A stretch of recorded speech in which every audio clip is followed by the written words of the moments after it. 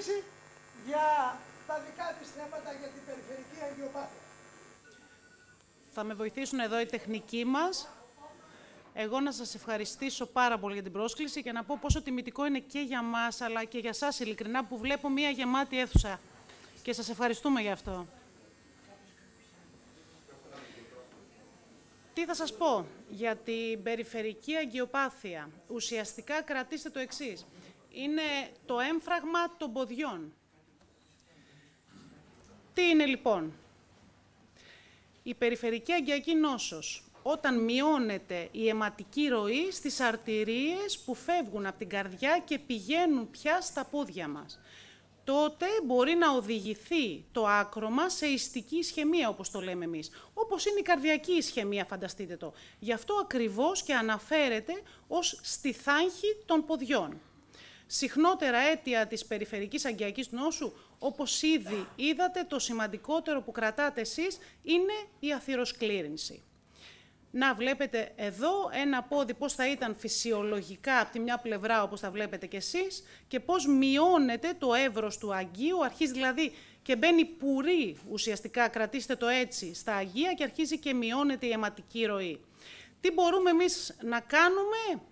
Κάποια πράγματα δεν μπορούμε να τα ρυθμίσουμε. Τους γενετικούς προδιαθεσικούς παράγοντες, στην ηλικία μας πόσο μεγαλώνει θα έχουμε μεγαλύτερο πρόβλημα, και το διαβήτη μας αν δεν είναι ρυθμισμένος.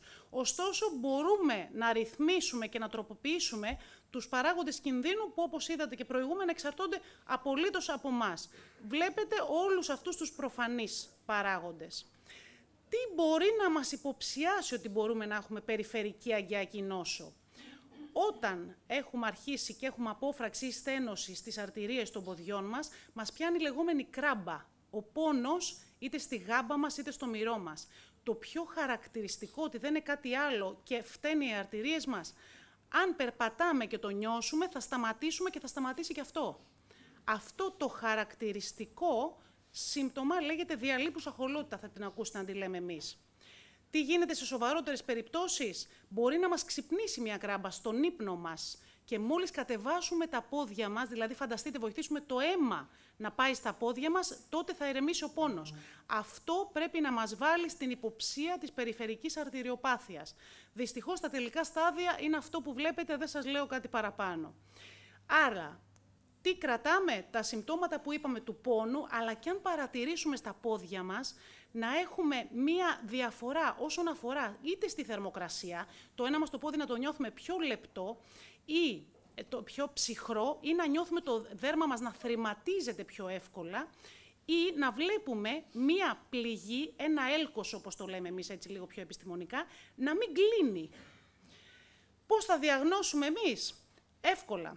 Πρώτα θα πάρουμε ένα καλό ιστορικό από τον ασθενή μας, θα τον εξετάσουμε κλινικά. Βλέπετε τη δεύτερη εικόνα που είναι ένα μικρό μηχανηματάκι υπερήχων ουσιαστικά και ακούμε τις σφίξεις, και θα δούμε με κάποιες μη επεμβατικές ανέμακτες εξετάσεις, αυτό που ακούτε συχνά, ένα τρίπλεξ στα πόδια, αυτό ακριβώς μας βοηθάει για να διαγνώσουμε την περιφερική αγκιοπάθεια.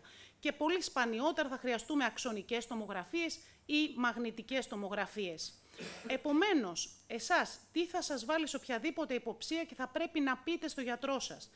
Αν είχατε ένα επεισόδιο, αυτό που λέμε κινητικού περιορισμού κατά τη βάδηση, δηλαδή είτε να κουραστούμε απότομα, είτε να μας πιάσει κράμπα, είτε να μας πιάσει μούδιασμα, και τα σημεία εντόπισης μπορεί να είναι από κάτω από τη γάμπα μέχρι ψηλά στο γλουτό. Και το χαρακτηριστικό, το επαναλαμβάνω, σταματάει ο πόνος με το σταμάτημα της βάδησης. Ή αν έχουμε τα αντίστοιχα συμπτώματα στην ηρεμία ή τις πληγές μας, που μπορεί να μην κλείνουν. Οικογενειακό ιστορικό αγκιοπάθειας ή ανευρίσματος, όπως λέμε, διάταση, δηλαδή να μεγαλώνει η αορτή σε κάποιον από γονείς ή συγγενούς πρώτου βαθμού, αυξάνει τις πιθανότητες. Επομένως, τι θέλουμε εμείς, τόσο για αγκιακά εγκεφαλικά επεισόδια, όσο και για περιφερική αγκιοπάθεια? Να μειώσουμε τους παράγοντες κινδύνου, δηλαδή αυτά που μόλις είπαν οι προηγούμενοι συνάδελφοι. Άρα, τροποποιούμε τους παράγοντες κινδύνου μας, αρχίζοντας την άσκηση. Αυτό που ακριβώς είπε ο προηγούμενος συνάδελφος, και τι μας ενδιαφέρει? Η συστηματικότητα. Ας είναι Λίγο, όπως είπε ο καθηγητής μας εδώ. Δεν μας πειράζει. Ας είναι όμως καθημερινή, ας είναι συστηματική. Αρκεί.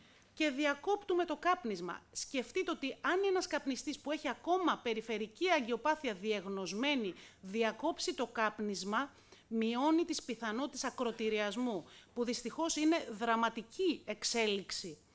Και τελικά η θεραπεία μας, αν χρειαστεί να επέμβουμε, όπως επεμβαίνουμε με μπαλονάκια στην καρδιά, επεμβαίνουμε και στα πόδια. Αντίστοιχα, στις αρτηρίες των ποδιών. Κάνουμε μπαλονάκι, εμείς οι επεμβατικοί ακτινολόγοι. Μπορεί να χρειαστεί κάτι πιο επεμβατικό, αιματηρό, παρακαμπτήρια επέμβαση, όπως ακούτε, μοσχεύματα που βάζουν στα πόδια, και δυστυχώς προσπαθούμε να αποφύγουμε το τελευταίο σενάριο του ακροτηριασμού. Επομένως, όπως βλέπετε, κατά το πλείστον, η όμορφη ζωή μπορεί να είναι στα χέρια μας. Σας ευχαριστώ όλους.